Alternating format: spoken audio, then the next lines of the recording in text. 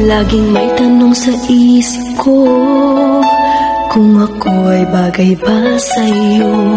Bakit ganun lagi kang alaala ko? Nalalaman ko na di ako ang tinitibok ng puso mo, ngunit